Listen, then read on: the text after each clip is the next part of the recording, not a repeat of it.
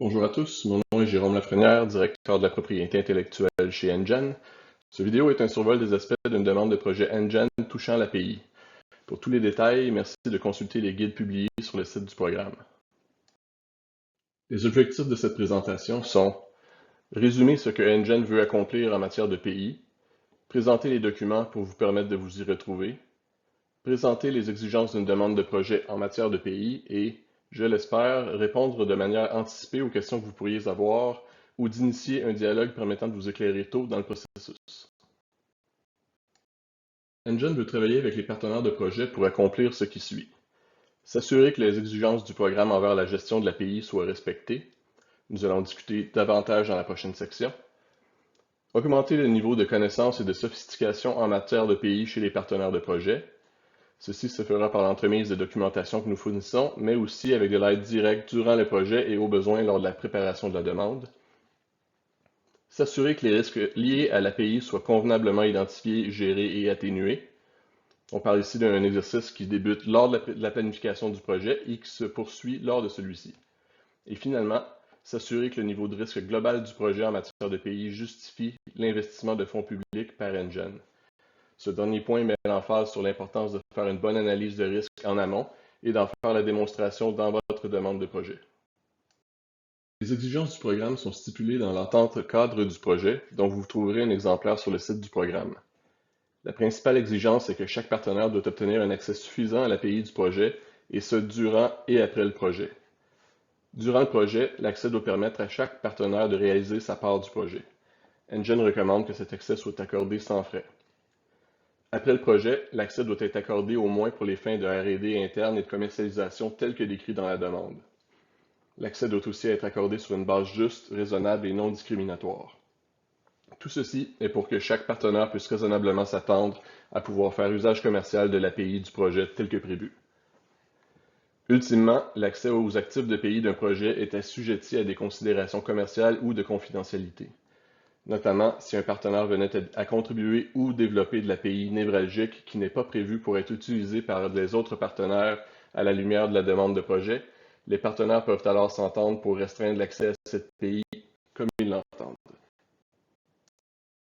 Maintenant, jetons un œil aux documents qui vous aideront à aborder l'API dans votre demande.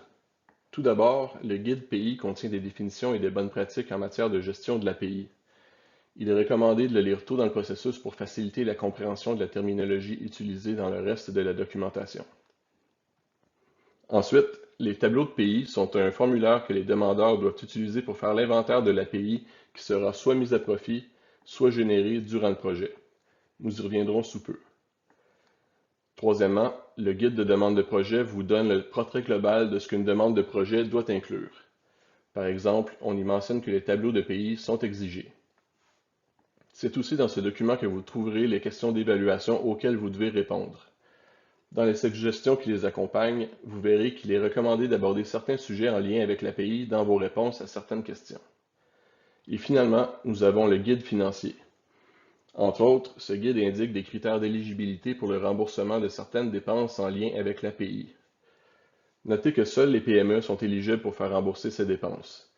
Il y a aussi un plafond de 200 000 $ par PME. Nous recommandons fortement de contacter un agent de brevet pour discuter de vos objectifs et des travaux associés pour obtenir un estimé des coûts.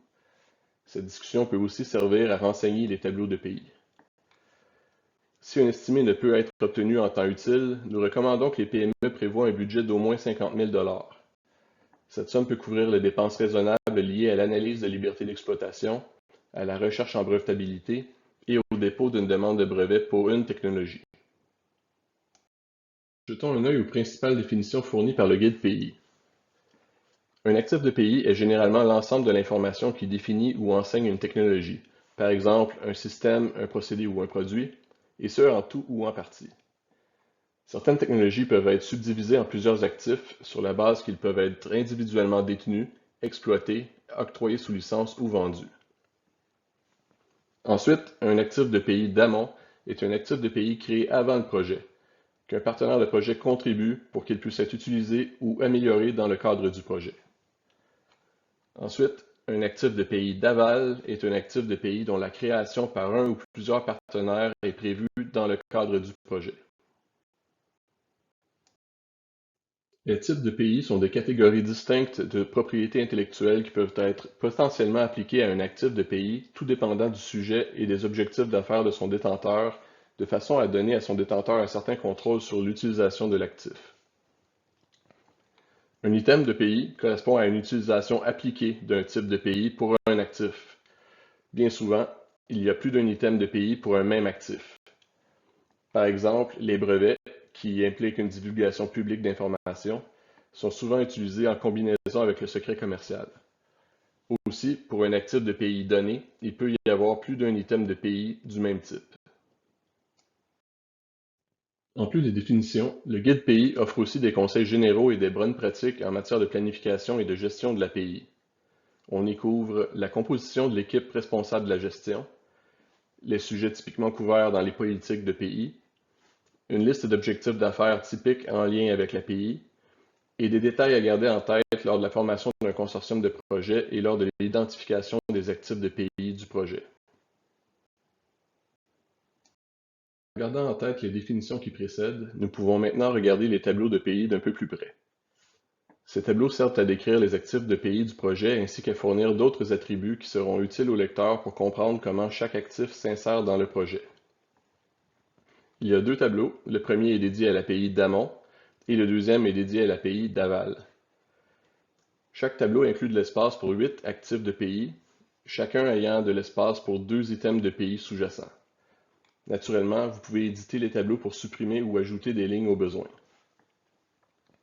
Nous demandons de fournir une brève description pour chaque actif de pays. Cette description devrait être concise mais suffisamment explicite pour que le lecteur comprenne comment chaque actif s'insère dans le projet à la lumière du reste de la demande. Une brève description peut aussi être fournie pour chaque item de pays, ce qui peut s'avérer utile notamment si l'item s'applique uniquement à une partie de l'actif. Autrement, la description de l'actif peut aussi servir aux items sous-jacents. Les autres colonnes s'appliquent soit uniquement aux actifs, soit uniquement aux items. Pour cette raison, les cellules où aucune information n'est nécessaire ont été noircies. La première page du document fournit aussi des explications concernant l'information à fournir sous chaque colonne. Une fois que vos tableaux de pays sont prêts, le document doit être téléchargé sur le portail à l'endroit prévu pour joindre des fichiers. En guise de conclusion, voici quelques conseils généraux. Premièrement, lisez le guide pays tôt dans le processus pour vous familiariser avec la terminologie et avec les divers types de pays. Travaillez avec vos partenaires pour en arriver à une compréhension commune des actifs de pays du projet, avec une clarté absolue en matière de propriété et d'accès. Et, dans vos réponses aux questions d'évaluation, démontrez que vous avez rigoureusement et conjointement considéré les principaux enjeux liés à l'API, de façon à convaincre les évaluateurs qu'il est raisonnable de s'attendre à ce que votre consortium puisse mener le projet à terme et en exploiter les résultats commercialement. Merci pour votre attention et n'hésitez pas à me contacter pour toute question.